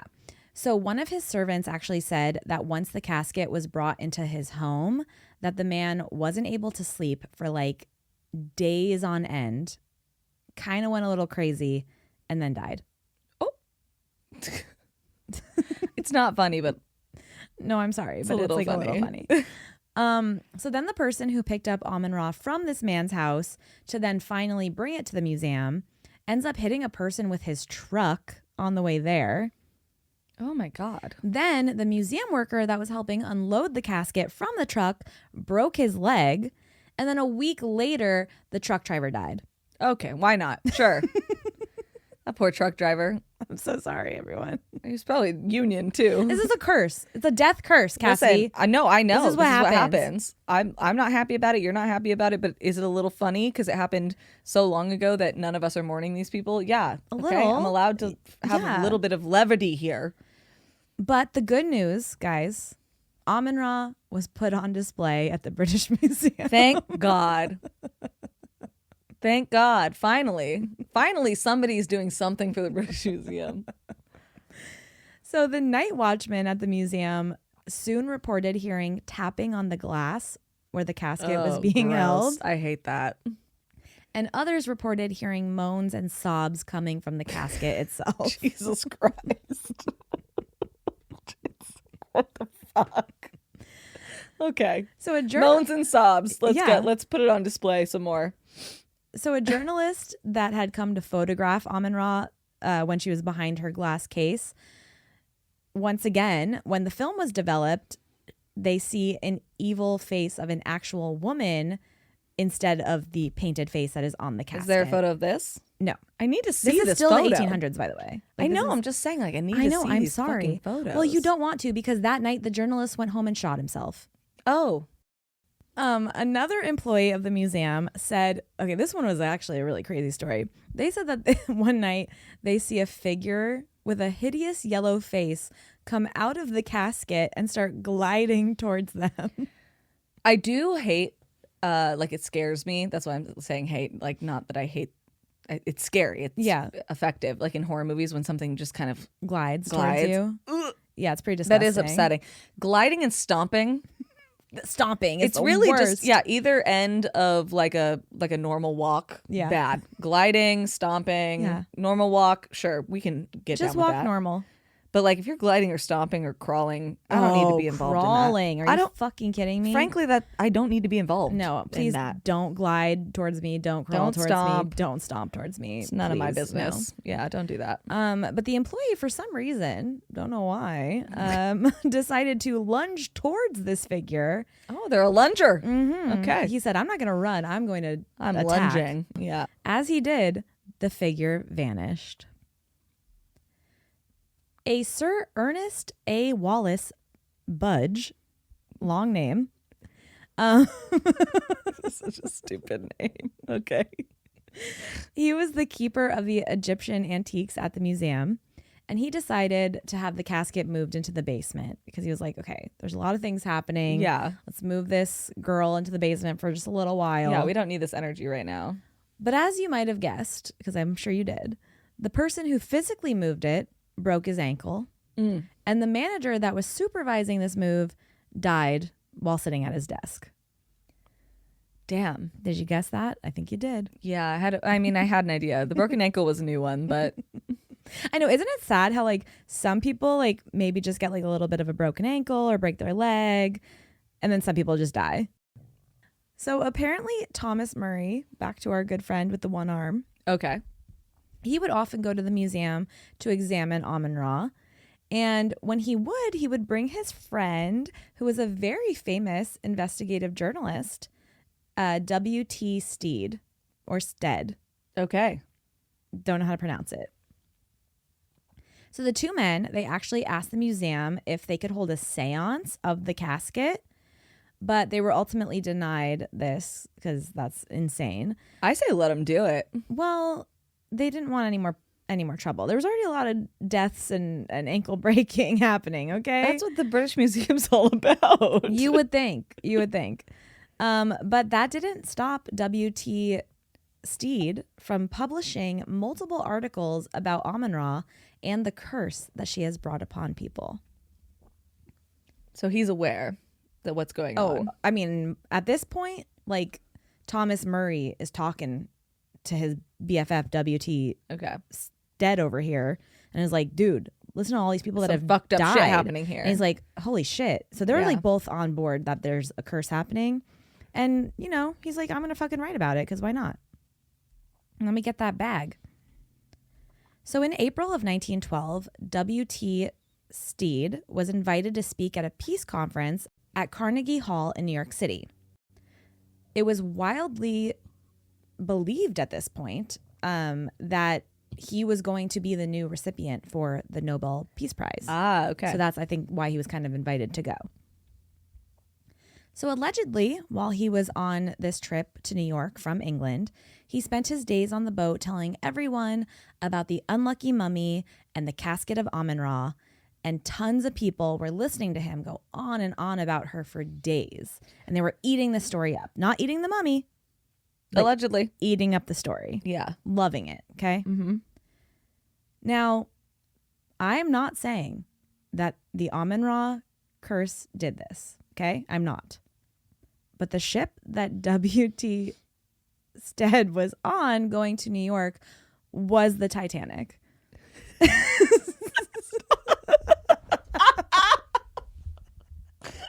can't do this. What do you mean? I'm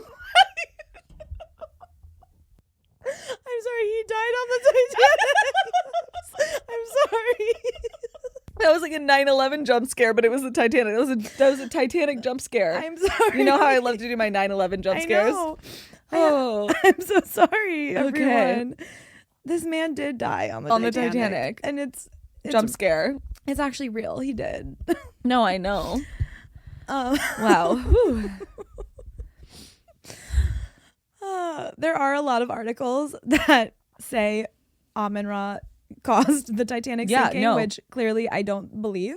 But we aren't here to tell you it's wrong. Yeah, either. I'm also not saying that it didn't happen, so I don't know. Oh my God. Titanic jump scare. I'm sorry. No, I loved it.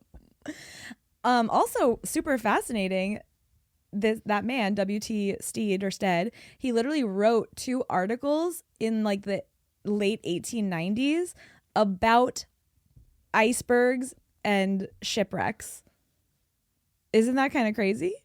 Final Destination. Final Destination. Yeah. I know. Final Destination was like, this is so on brand. I know. Oh my God.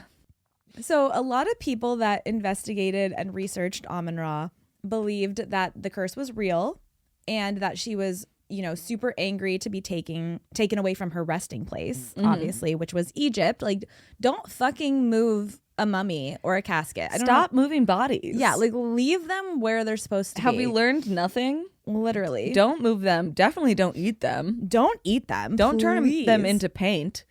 Just don't bother them in general. Like, I say just let them rest. Yeah, let them rest. Didn't anybody watch Poltergeist? Literally. So another journalist named Bertram Fletcher Robinson, he wrote on the Daily Express, and I quote, "It is certain that the Egyptians had powers which we in the 20th century may laugh at, yet can never understand." So Robinson, he was super into this shit, and he started to like dive deeper and deeper into learning all about Amun-Ra, and like he was also into the occult and everything. And his friend Arthur Conan Doyle, who is actually the author of Sherlock Holmes. Yes, he was. He had warned him multiple times to stop researching the mummy because he fully believed that there was a curse involved. Yeah. And he was like, dude, you literally got to stop looking into this. Like, you're going to get yourself in trouble. There's going to be issues here. Like, stop. And sure enough, in January of 1907, before he even finished his article on Amun-Ra, Robinson died at the age of 36. He warned you, bro. I don't know what to tell you. Arthur Doyle later said, I told him he was tempting fate by pursuing his enquiries. The immediate cause of death was typhoid fever, but that is the way in which the elementals guarding the mummy might act. So he fully believed, like, the mummy did this. Yeah, he was like, by any means necessary, they figured it out. Yeah, he's like, you started researching too deep into this. And she said, fuck you, bitch. You got to go. There are things older than your gods and your demons, I fear. Exactly. Mm-hmm. So there's actually a lot more to this story, including Amun-Ra haunting a London underground train station. Good for her. And God forbid a girl have hobbies. Literally, you know what I mean? And also someone claiming that Amun-Ra was the cause of World War I. She's an icon. Wow. She's doing a lot. She's doing the most. She was like, Franz Ferdinand, fuck that bitch. But she is still in your favorite place on earth, the British Museum. Oh my gosh. Thank God. And apparently once she was moved into like a more serene, secluded area of the museum where she wasn't like connected to other artifacts, most of the issues kind of have subsided. Okay. So she just is a lady who wanted a room to herself. Yeah. Been there. I don't blame Been her. there, done that. Exactly. And a little thing to kind of just tie some things together, which I thought was cool, that I did not know until after. She was on the 9/11 flight. No, shut the fuck up. But people do try to say that she was on the Titanic, and I'm like, obviously she was not on the Titanic, so let that go, guys. But Sir Ernest Wallace Budge, who was the Egyptian artifact keeper at the museum, Arthur Conan Doyle, the writer of Sherlock Holmes, Bertram Robinson, the guy who died writing the article, W.T. Stead, the Titanic guy, and Thomas Douglas Murray, the one-armed dude, who actually later ended up going completely bankrupt and died, were all members of the London Ghost Club, which I covered in episode 146. Yes, you did. Wow. Yeah, and I did not learn that literally until after I read all of these articles. Well, it makes sense why they were so obsessed with this bitch. Yeah. Yeah, so it all ties together, baby. And that is the unlucky mummy. Wow. And her curse. That's a great one. Yeah, sorry about the Titanic jump scare. No, I could not stop laughing. It was probably one of the most shocking. You know, like when you just like don't even know what to do with yourself, so your body just starts laughing uncontrollably. That's literally what happened. No, I loved that. That was a great story, and thank you for telling it. Thank you. I definitely had to do a little bit of like a Final Destination-y. It felt very, curse. very Final Destination. Yeah, very I've been on brand. watching Final Destination for like a week and a half. Yeah, so. me too. So I love that. Wow, that was good. Thank you. Now let's round this out with a listener story. Let's do it. From Alejandra. Okay. So Alejandra says, it's been a minute since I've thought about writing a listener story, and this story is very personal. I wasn't sure about sharing it, but shout out to Flynn's mom, who inspired me to share this story when she shared her story and has me excited to participate in Flynn Fridays. Flynn Fridays. We still love that, by the way. People keep tagging us in Flynn Friday stuff because we will always repost that till the day we fucking die, I swear. So back in February of 2024, I found out I was pregnant for the second time. It was not planned, and I was very freaked out. My first son wasn't even 2 yet, and it felt too soon. That is pretty soon. Yeah. After sharing the news with my husband and seeing his excitement, I realized that, you know what, we would be okay. At my 10-week appointment, I remember being in the waiting room, and my heart was just so full of joy. We would be doing a blood test to find out the sex. Would my son have a brother or a sister? During the ultrasound, I noticed that I couldn't see the flickering of the heartbeat. I looked over at the ultrasound tech and immediately knew by the look on her face, there was no heartbeat. In that moment, everything stopped, and I think a part of me will always be stuck there. I have a friend who does Reiki and is into a psychic and is a psychic, and I felt that the only way to get an ounce of closure would be to have a session with her. During our session, she told me that this soul has chosen me and my husband as their parents and that it would be back. She also asked me if my husband's desk was facing a window in his office. I told her that it was facing away from the window, and she told me to have him turn it around because the baby would appear to him in the form of a bird. I told my skeptic husband this. His desk is heavy, and I knew there was no way he was going to move it. The psychic also said that my husband would receive an abundance so that he joked about winning the lottery or a big sports bet, but didn't say much about the baby bird. Months pass by, and he tells me that he saw the baby. He was playing video games, and he looked out the window, and in the window well was a tiny baby bird. He got emotional as he told me this. He has now seen this baby bird more than once. Sometimes when our 2-year-old points out a bird, I wonder if that's his little sibling. As for my husband, he now believes that our baby will always be with us, but he's still waiting for his abundance. It's football season, so we'll see how that happens. Thank you for listening to my story. Even though it's not necessarily a happy one, I hope it brings everybody hope and that our loved ones never truly leave us. Oh, okay. I am so sorry, Alejandra. That is horrible, but I'm so happy that you have these signs from your baby and this little bird that comes around, and that your other little baby loves to point out birds. That's so sweet. Okay, yeah. Amanda can't talk right now. Sorry, I'm just like, that was very emotional. I say, I hope that your husband pointed his desk at the window so he can see those birds. Yeah. I would assume he probably did. Thank you so much. Like, when you guys share such like intimate things with us, it's, I don't know. I truly think there's tons of people out there that are being healed from these stories and these messages. Yeah. Well, there's so much, it's very scary, but it's very healing to share traumatic things that have happened to you. And I like to think that we have cultivated a community that is like so kind and so understanding and so loving that you will never find anything but love and support in sharing your story, because you will only have people who respect and love what you have shared and will either identify with it or be empathetic to it. So I hope that that's the case always. Yeah. And thank you so much for sharing that with us, Alejandra. And we love you. It's good. It's good to like share that stuff and like it's good to feel the feelings, even if the feelings aren't good feelings. Yeah, absolutely. It's good to feel them. Absolutely. Yeah. And to understand that you're not alone in feeling them. So we just love you guys so much. Oh my gosh.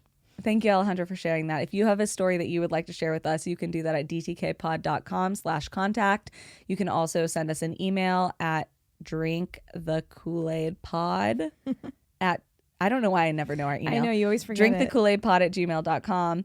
And if you are on Patreon, you can just send that straight to us in the Patreon DMs. Yeah. And thank you guys so much for listening. We totally dig you. But most importantly, keep that front door locked. Keep that mind open. And keep drinking the Kool-Aid.